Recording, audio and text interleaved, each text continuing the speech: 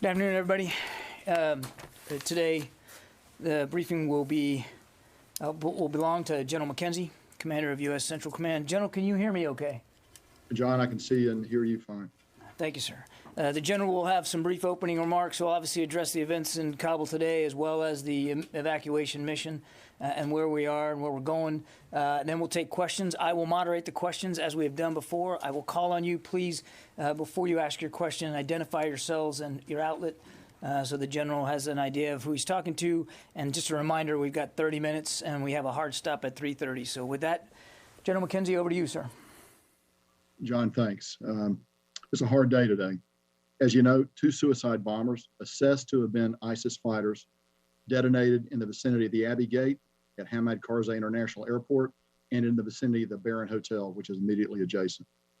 The attack on the Abbey Gate was followed by a number of ISIS gunmen who opened fire on civilians and military forces. At this time, we know that 12 U.S. service members have been killed in the attack and 15 more service members have been injured.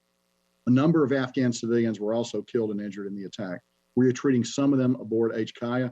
Many other Afghan civilians have been taken out to hospitals in town. We're still working to calculate the total losses. We just don't know what that is right now.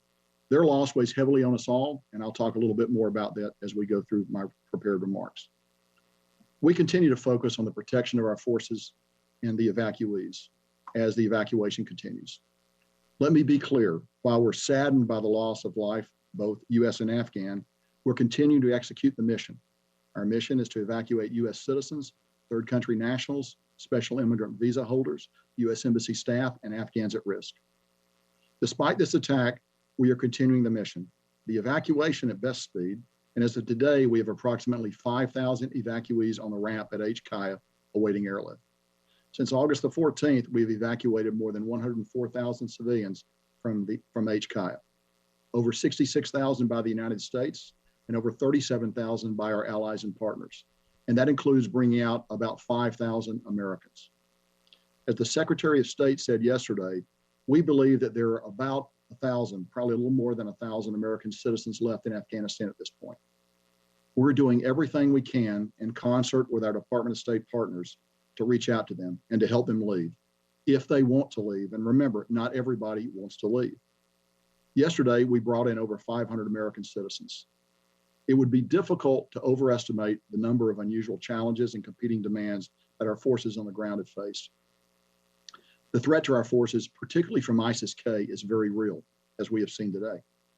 I would also like to express the sense of profound pride I have in the creative, determined, and professional way that our forces have overcome those challenges and to deliver the results that we talked about in my opening portion of the remarks, the number of people that we've been able to extract from Afghanistan. It would also be remiss of me not to mention the tremendous contributions of our many coalition partners, and they stood with us on the ground at HKIA, and also the interagency and international partners who supported the evacuation. The many soldiers, sailors, airmen, Marines, and Coast Guardsmen who supported this operation downrange across the Central Command, the European Command, and the Northern Command areas of responsibility. Moreover, this evacuation could simply not have been done without the amazing flexibility of U.S. Transportation Command and the airlift provided by the United States Air Force. No other military in the world has anything like it.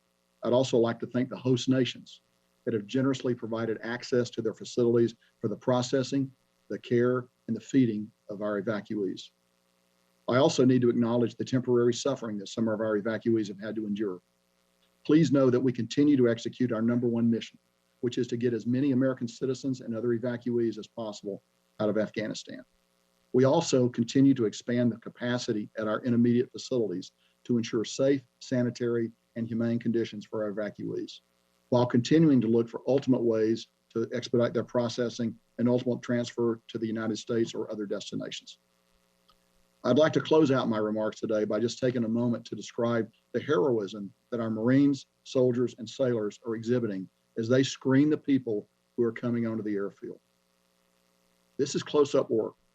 The breath of the person you are searching is upon you.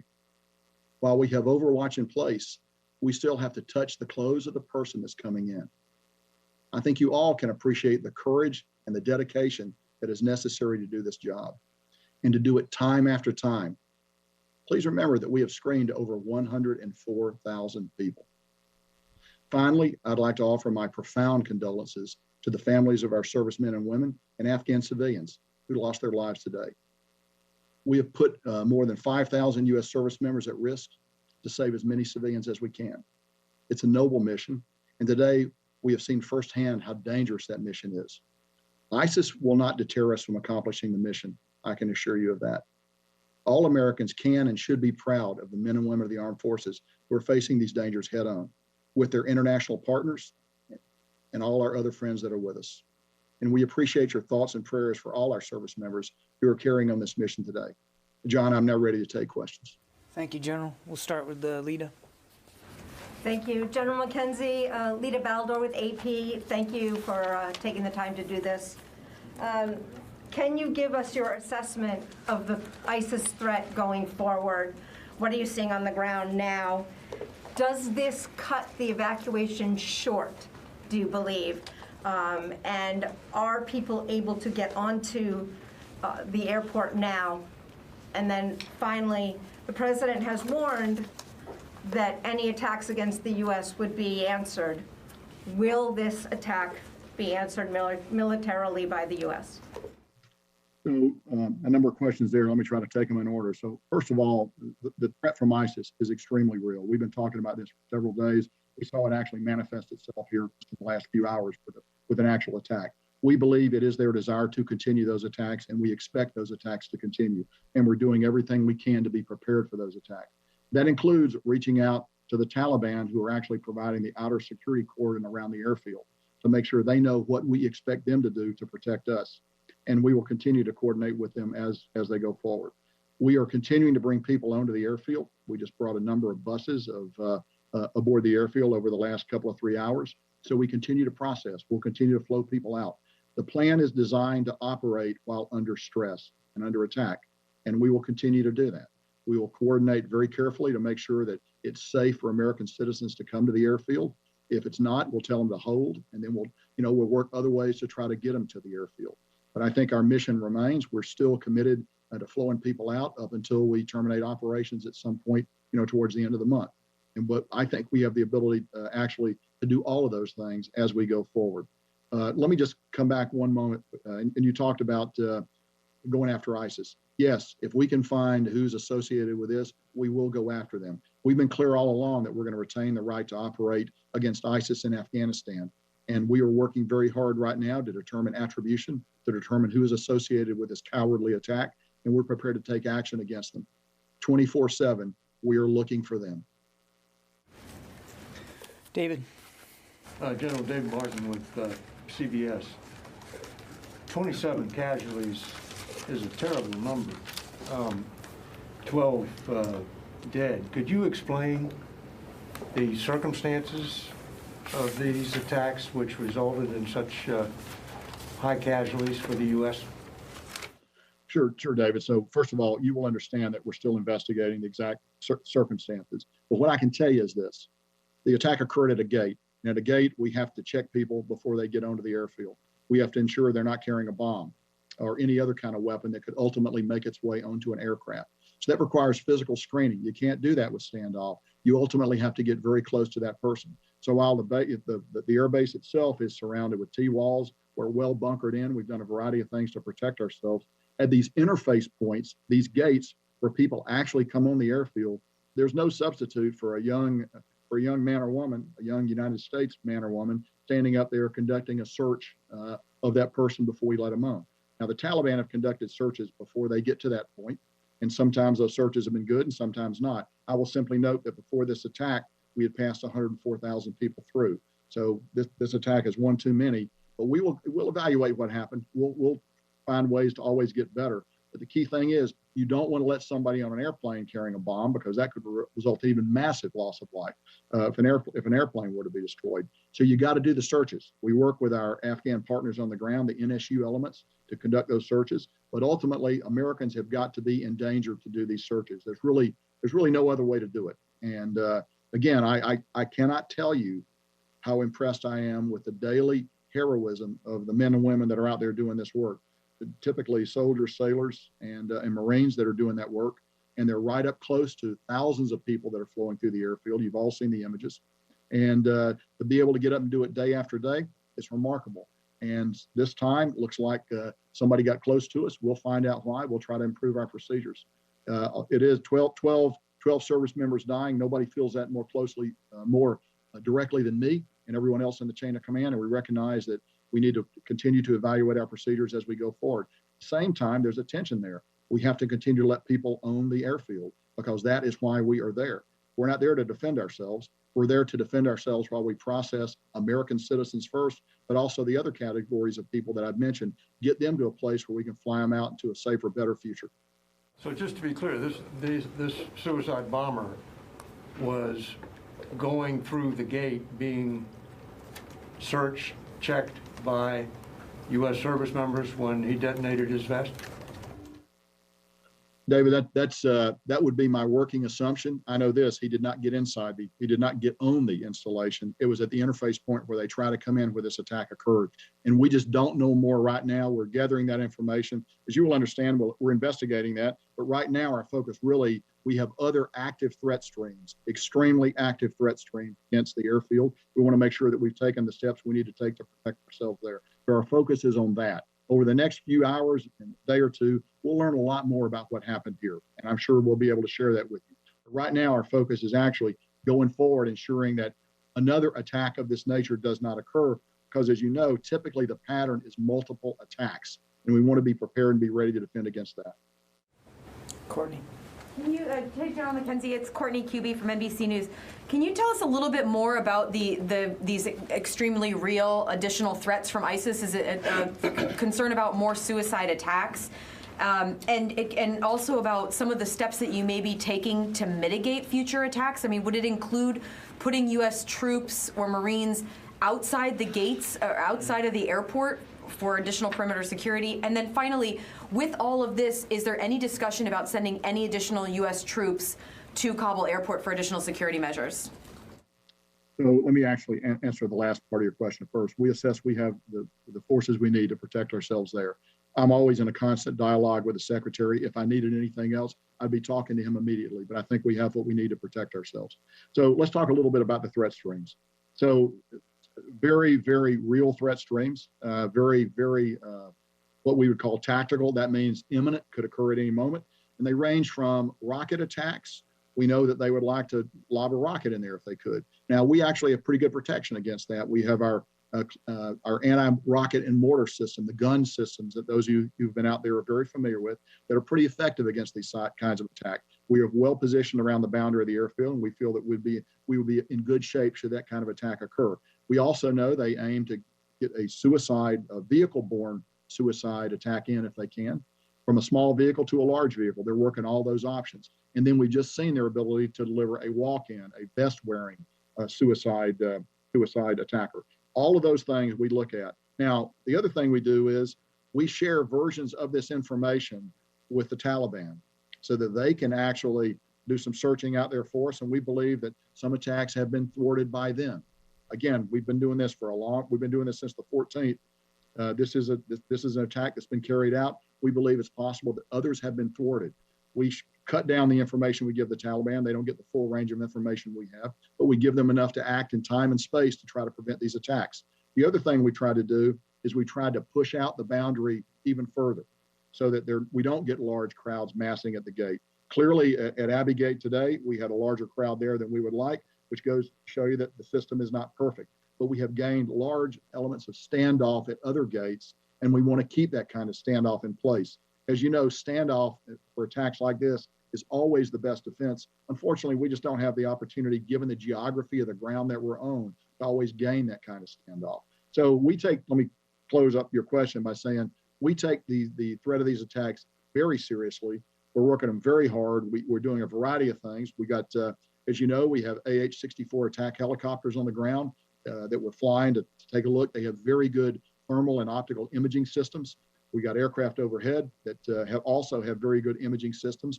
We have unmanned aircraft, MQ-9s, that have the ability to look.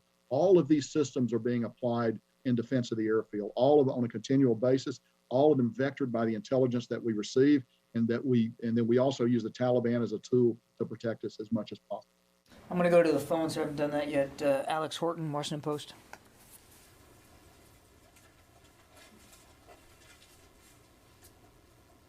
Alex, you there? Yep, just unmuting. Hey, General, this is Alex Orton with the Washington Post. Thanks for doing this. Can you give us a sense of where you are in casualty notification for these folks on the ground? How long you expect it to take, given that it's a large number?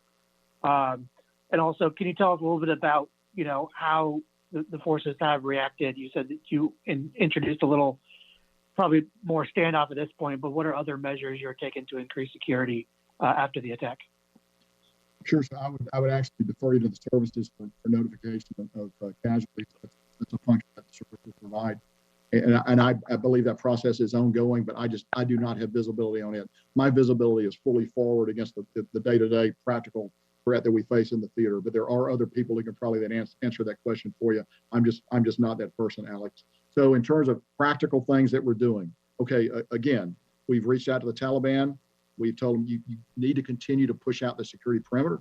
We've identified some roads that we would like for them to close. They've identified that they will be willing to close those roads because we assess the threat of a suicide-borne vehicle threat is high right now. So we want to reduce the possibility of one of those vehicles getting close. And so we're actually moving very aggressively to do that. We talked a little bit about the Overwatch that we have in place, but I'll review it again. We have our unmanned aircraft, our MQ-9s, and other unmanned drone systems that have very good optical and other means of looking down. So we look at what's happening around the gate. We try to identify patterns, and we got highly trained people that take a look at that. We also have our aircraft that we fly locally, the AH-64s that I mentioned a few moments ago, as well as other manned aircraft that come off the USS, off the carrier that we have off the Makran coast, as well as U.S. Air Force aircraft that we bring up from out of Afghanistan. Everything ranging from F-15s to AC-130 gunships. And as you know, the AC-130 gunship has a very highly capable targeting system, and it's also a very visible platform. And we know from long experience that visible demonstration of these kinds of ISR tends to dissuade the attacker because they know that if we can see them do it, we're going to strike them immediately. So we'll be prepared to do that should it become necessary to defend the base. We're looking very hard. We assess we are in a period of heightened warning right now, and we're working through that as aggressively as we can. Over. Gordon. Yeah, General, Gordon Wolf from Wall Street Journal.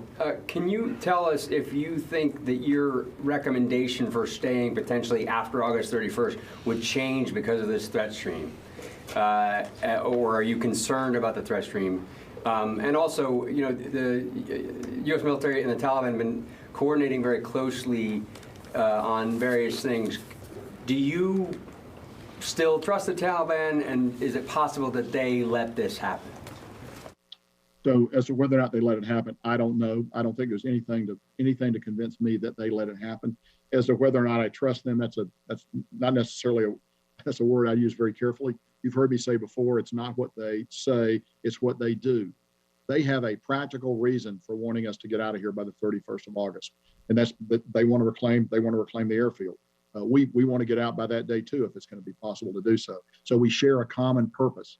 As long as we've kept that common purpose aligned, they've been useful to work with. They've cut some of our security concerns down, and they've been useful to work with going forward. Now, long term, I don't know what that's going to be. I will tell you this: anytime you build a non-combatant evacuation plan like this, and you bring in forces, you expect to be attacked.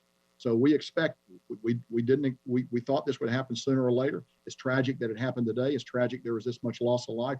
We are prepared to continue the mission. I've had a great opportunity to have dialogue with my chain of command on it, and I'm not going to be able to share with you what my advice has been, as you know and understand, Gordon. But I think we can continue to conduct our mission even while we're receiving attacks like this. Over. Eric?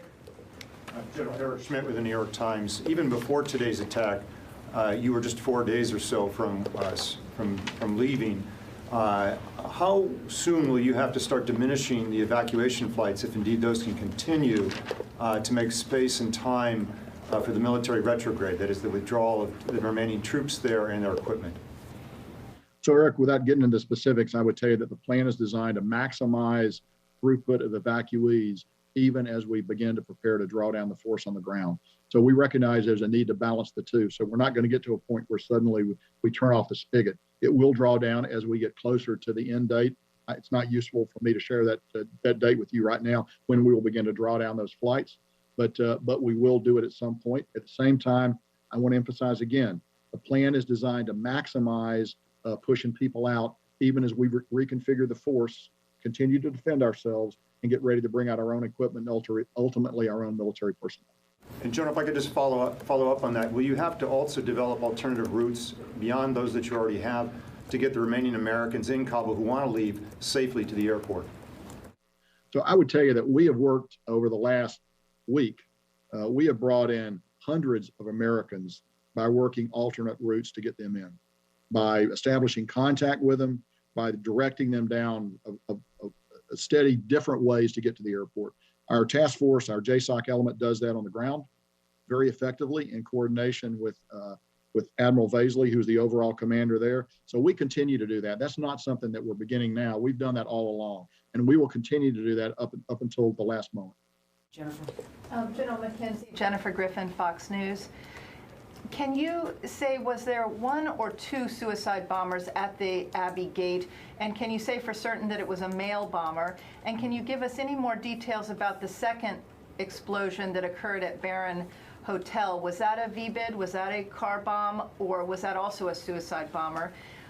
Finally, there are State Department employees who are side by side with U.S. Marines at that gate. Were there any other U.S. citizens killed in the attack? And why were the Marines so close together that so many were killed in one strike? So we think one suicide bomb at Abbey Gate. Don't know if it was male or female. Just don't have that information. Don't know much about the second bomb, except one went off in the vicinity of the Barron Hotel, which, as you're aware, is a deeply bunkered structure. And as far as I know, there were no UK military casualties as a result of that. There may have been Afghan casualties, and I'm sure there were Afghan casualties. But it will take us a little bit of time to actually learn how many Afghans became casualties. While we took some of them on board the installation, many of them were taken to hospitals out in town. So what I see is what I get on open source reporting about the nature of those casualties. But we're trying to gather more information about it. So the last point, I would tell you, I don't know the size of the bomb, and the size of the bomb is directly related to how many people are going to be affected by the blast radius of the weapon. We are going to investigate that. As I've noted before, you're at the interface point there at these gates. Somebody's actually got to look someone else in the eyes and decide that they're ready to come in.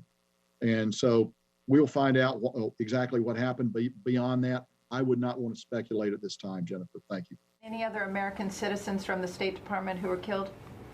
None that I am aware of now. Okay, I need to go back to the phones. Laura Seligman.